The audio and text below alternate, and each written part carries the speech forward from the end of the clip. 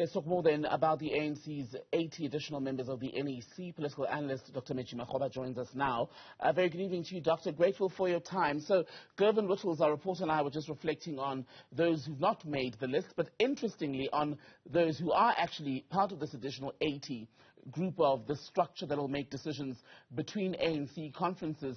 Sihle Zikalala snubbed for the role of chairperson in his home province, KwaZulu-Natal, but the most popular of the additional 80 by votes during this conference. Do you think that now puts him in pole position for a role in cabinet, perhaps? Yeah, definitely does. It does that because I think he's not alone. Soviet Hanyan and Dixon Masemala have always been rejected in the Limpopo province, but they've managed to make a cut in the National Executive Committee. And I think it does really put them in a place where they can be deployed by the president. And would that be a good thing necessarily? I think I don't necessarily think so, because I think when we look at this list, we have to look at the list and the conference, whether is there any change in the ANC in terms of constructing a new form of political consciousness in terms of solving the societal problems in South Africa. The answer is no. These are the same old people who have been in the ANC for quite some time, and South Africa is in a serious crisis of energy, economic downturn, violence against women, and those things are still going to continue because this is the same leadership that has been running the country for some time, and I do not see any shift in leadership. You mentioned the assault of women, someone who's among the top 10 people who got the highest votes in the list of 80 is Mduduzi Manana. We know him. He had to resign as Deputy Minister for Higher Education because he was caught on camera assaulting women at a nightclub a few years ago, yet he's still so incredibly popular among voting delegates. How do you marry the two? The party's stance publicly to say it abhors violence against women and children, yet still continues to elect someone who was, by his own admission, guilty of assaulting a woman. I think there's a mismatch of rhetoric and social practice and ideology. If the ANC is serious about doing some feminist work on rejecting gender-based violence in South Africa, they have to critically make sure that their organization reflects feminist views across society. This issue can't be for window dressing. But unfortunately, in this case of the ANC remains a patriarchal organization.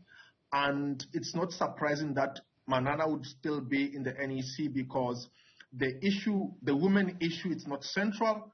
They can say it as in passing in press conferences, but there's no work done socially to ensure that South Africa is a country that is pro-women and the country that respects women. And if somebody who has such a tainted image of gender-based violence is still in one of the highest decision-making bodies of the ANC, that doesn't bode well for the leadership of this country.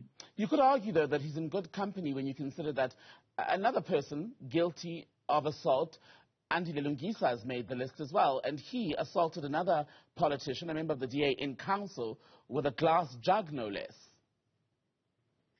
Well, it really makes sense because there has been significant deterioration of the leadership of the ANC in all the categories, whether it's provincial, national, and branch level. So these characters in the NEC are just a microscopic expression of the larger body of the ANC.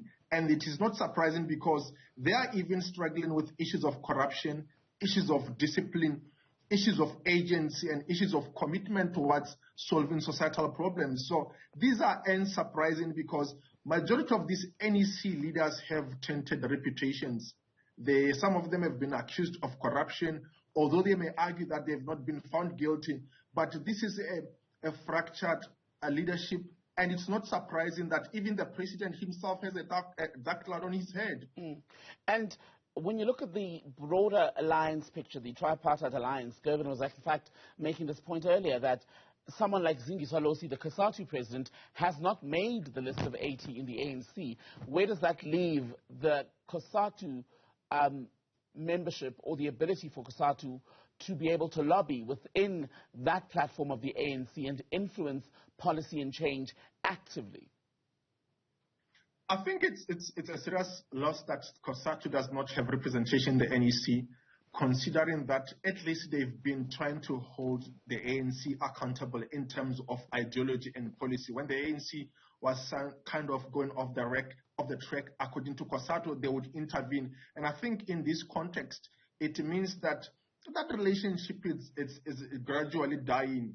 The tripartite alliance is actually something that was done for panfactory reasons. And at the moment, if COSATU is not represented, it shows that there's a decay in the relationship, and maybe the relationship is nearing ending, because if COSATU was really interested in having a member in the NEC, they would have made sure that they lobby, they campaign for that person to join the NEC, because really the NEC, it's not about quality in terms of what these people represent and what their ideological position on political issues are. Is basically about doing correct political communication, correct PR in terms of appealing to different branches and eventually being elected. So if COSATU has not seen fit that they needed someone in the NEC and they needed to put resources in place to ensure that that person indeed is elected, then it shows that maybe they can see that the relationship is nearing the end. What about the issue of a generational mix in the ANC's top leadership? This NEC has only a handful of people who are under 40, under 35 even, who would, quote unquote, be youth by its accepted definition. I think the issue here is that there's no clear succession plan in the ANC, that we need to build a strong youth who will in the future take over the leadership of the ANC and that of the NEC. So that is reflected in who is being elected in the NEC, that it shows that there is no actually an action plan to ensure that they have young people in the ANC, and they could actually do have them in their ranks. But because the NEC kind of represents an opportunity to be deployed by president, and remember that these people are also individuals and they have needs. Sometimes, and in the end, those are the individual issues that drive people to campaign, rather than whether the ANC has constituted the NEC in the ways that respond to the societal need of this country or to the developmental need of the country. Dr. Metji Makgoba, good to speak to you. Thank you.